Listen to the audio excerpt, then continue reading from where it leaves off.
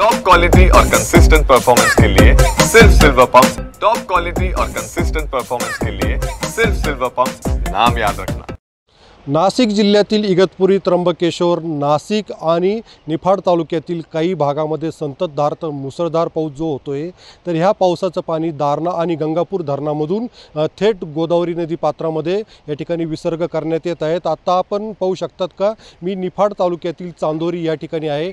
या ठिकाणी नदी पात्रामध्ये अनेक हेमाडपंथी मंदिरं जी आहेत, तर ह्या मोठ्या प्रमाणात 25 ते 30 हजार क्युसेक वेगाने या ठिकाणावरून वाहणाऱ्या पाण्यामध्ये ते या ठिकाणी दिसत नाही। मात्र नदीच्या कडेला जे असलेले खंडराव महाराजांचं मंदिर जे आहे, तर जवळजवळ 70% जवळपास या ठिकाणी या पूर पाण्यामध्ये या ठिकाणी बुडाल्याचं चित्र आपल्याला या ठिकाणी पाहायला मिळत आहेत।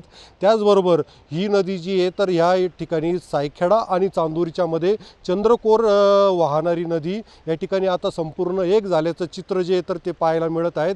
कारण मोठ्या प्रमाणात पाण्याचा जो विसर्ग असल्या कारणाने या ठिकाणी आजूबाजूचे जे असलेले शेतांमधून सुद्धा पाणी वाहत असल्याने या ठिकाणी संपूर्ण नदीचं चित्र जे आहे, तर ते आता बदलून गेल्याचं चित्र या ठिकाणी पाहायला मिळत आहेत। आणि या ठिकाणी मोठ्या प्रमाणात नदी पाणी पातळीत वाढ झाल्यामुळे आजूबाजूच्या शेतांमध्ये सुद्धा पाणी गेल्यामुळे अनेक शेतकऱ्यांचे या ठिकाणी नुकसान झालेलं आहे।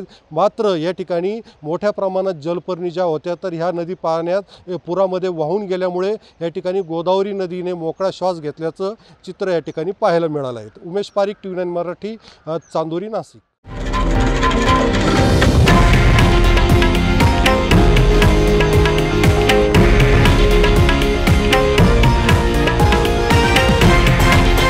हे आहे देशातील नंबर 1 न्यूज नेटवर्क आणि आपण पाहत आहात TV9 मराठी, एकमेव।